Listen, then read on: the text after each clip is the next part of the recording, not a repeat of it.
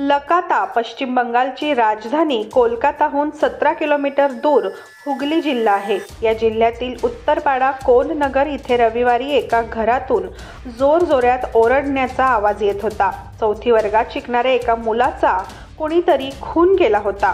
ही हत्या एका वजनदार वस्तूने डोक्यात हल्ला करून करण्यात आली होती।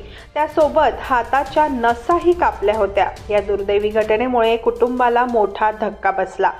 ही संपूर्ण बातमी पाहण्याआधी TM न्यूज मराठीला सबस्क्राइब करायला विसरू नका।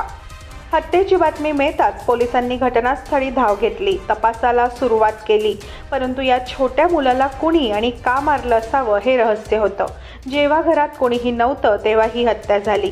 श्रेयांशूचे आई वडील दोघेही कामाला जातात। घटनेच्या वेळी हे दोघेही बाहेरच होते। घरातील इतर सदस्य काही काळ घरात नव्हते। तितक्यात गुन्हेगाराने श्रेयांशूचा जीव घेतला। घटनास्थळी जबरदस्तीने कोणी घरात घुसले किंवा दरवाजाची तोडफोड झाली असे काहीही दिसत नाहीये। त्यामुळे कोणी ओळखीच्या व्यक्तीनेच ही हत्या केली असावी असा पोलिसांना अंदाज आहे। श्रेयांशूच्या घरी एक श्वान होता जो घटनेवेळी शांत होता। हा श्वान कोणी अनोळखी व्यक्ती घरात शिरला की त्याच्यावर भुंकतो, परंतु घरात खून झाला तरी श्वानाचा आवाज आला नव्हता।